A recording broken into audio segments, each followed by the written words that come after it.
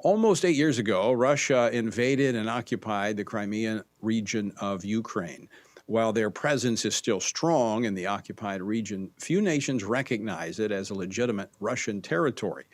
Is the recent buildup of Russian troops, which now have Ukraine boxed in on three sides with an estimated 100,000 troops, is this Russia gearing up to finish the job, to invade the rest of Ukraine? Joining me now to talk more about this, House Armed Services Committee member and decorated Green Beret, Congressman Mike Waltz of Florida. Congressman, welcome back to the program.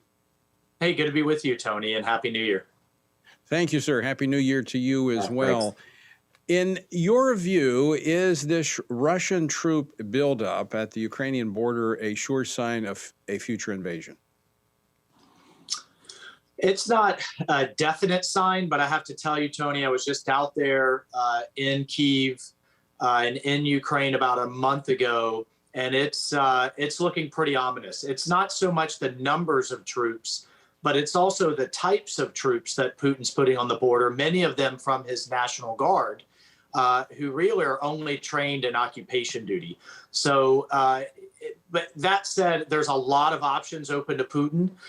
He could achieve a lot of what he wants through cyber, through cutting off gas that heads into Ukraine in the middle of winter, and also through limited incursions from the portions of Ukraine that they've already invaded.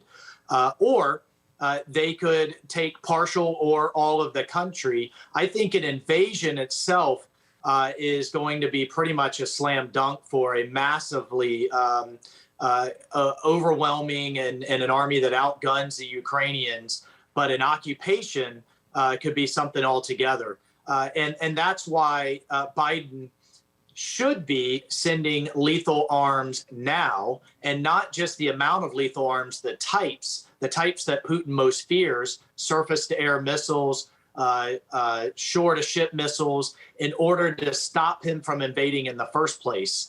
Instead, what Biden is promising is tough action after Russia invades. And I have to tell you, the Ukrainians out there that I'm talking to are saying that doesn't do us much good to take tough action after tanks are sitting in our capital.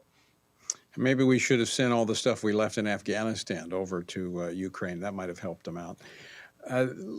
What's motivating Putin? Why the move on Ukraine? It's about something much bigger than just Ukraine. Well, there's a long history there of Russia seeing Ukraine as part of it. If you go 1,000 years back, actually, Kyiv was the capital of then Russia.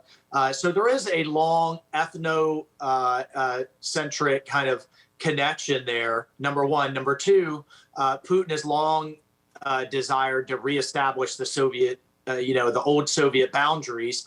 Three, Ukraine offers a lot in terms of oil, gas, industrial capacity, population, access to the Black Sea that Putin also wants. But I think the bigger piece here, Tony, is that he knows he can get away with it with Biden in the White House. He got away with it with Obama, and the same national security team that's around Biden was around Obama then. Little happened. By the way, he did it just a few months after the Sochi Olympics. We have the Beijing Olympics just a few weeks away, and he invaded Georgia in 2008 during the Beijing Olympics back then. And then the final piece, Tony, I just don't think we can overstate how Biden's failed energy policies are playing into this. When you crack down on American pipelines, on drilling, on fracking, and you move America away from energy independence, you put that demand in the hands of the Russians. We now have Europe more dependent on Russian oil and gas. Putin is flush with cash with the high price of oil, and he now has a pipeline in place, the Nord Stream 2, that allows him to bypass Eastern Europe and bypass Ukraine and create a dependency in Western Europe. So when Biden says, well, I'm going to put tough sanctions in place, they have to be in euros and dollars. And I don't think he's going to see the Europeans get on board, because they're now dependent on Russia to heat their homes in the middle of winter. Well, not only those driving personal interest of heating oil and such, but it's also the inability to trust America. I mean, after what we saw in Right. Afghanistan, I would have to think our allies are going to think twice before they follow us. Yeah, I want to be clear. Nobody's talking about, because you hear a lot of this, even in more conservative outlets. Nobody's talking about putting hundreds of thousands of U.S. troops on the ground in Ukraine and fighting the Russians. We're talking about providing Ukraine with the material, with the resources, with the arms that it needs to defend itself. Why is that in our interest?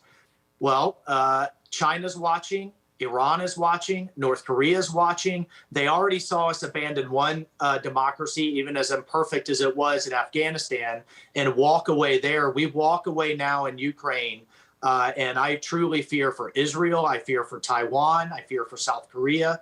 Authoritarianism is on the march because they smell weakness in this White House. And that's how aggressive nations behave. They take advantage of that weakness, and that's how you lead to global instability that will affect every American. What in particular about Ukraine? I mean, obviously, Russia has a lot of land mass to cover. They're looking, I think Putin's looking for buffers, to protect the homeland. But also, as you point out, Ukraine friendly with NATO, and what Putin is saying, this is a security threat to Russia as Ukraine becomes more engaged with NATO. But as you point out, if we walk away from Ukraine, we're sending a very strong message to other democracies around the world That's that right. basically you're on your own.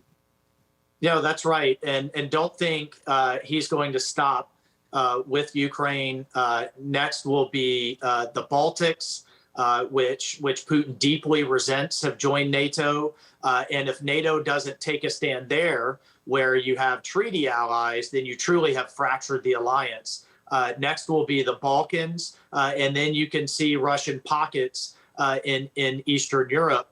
And in the midst of all of this, you'll have China watching and seeing a moment of advantage. And again, you've got Iran racing towards a nuclear weapon that if they achieve it, they have already stated they will threaten Israel with it, and not to mention kick off a nuclear arms race in the Middle East. So all of this should matter, I think, to every American. And it's in all of our interest to have stability around the world. And that stability since World War II has been underpinned by American leadership with the backing of the United States military, a full, capable, fully resourced United States military. Meanwhile, we're dealing with defense cuts coming from the Biden administration. Well, I want to turn to that now very quickly, Congressman Waltz, because as you said, we're not talking about putting troops on the ground. So I want to be very clear about that. But the stronger your military is and the better prepared it is, the less likely you have to use it. Are we pursuing a strong, ready military that is there to basically keep peace by not having to use it? Well, when you have your Secretary of Defense state as his number one priorities coming in, to eliminate the growing threat of white supremacy, even though there's no data to back that up. Their own report showed 100 members of the military participating in any type of extremist, Islamic extremist, white nationalist, but that's 100 people out of 2.5 million. I mean, that's a fraction of a percent, yet that's his number one priority. And climate is his number one priority. Meanwhile, the Chinese have a larger Navy now than the United States Navy. They've launched more into space than the United States, the rest of the world combined. We've talked about Russia on the march and Iran's nuclear weapons. So the priorities have been misplaced, number one. And then you couple that with cuts in the budget.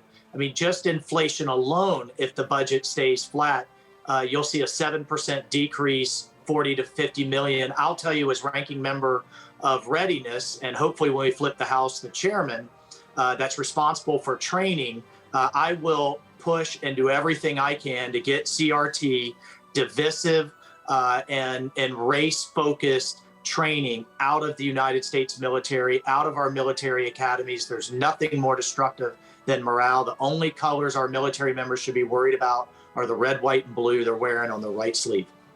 I agree 100%. I look forward to having those conversations with you, Congressman Waltz, as we look forward to what it's going to take to make our military strong and healthy again. Congressman, great to talk with you. Thanks so much for being with us All right. today. Thank you.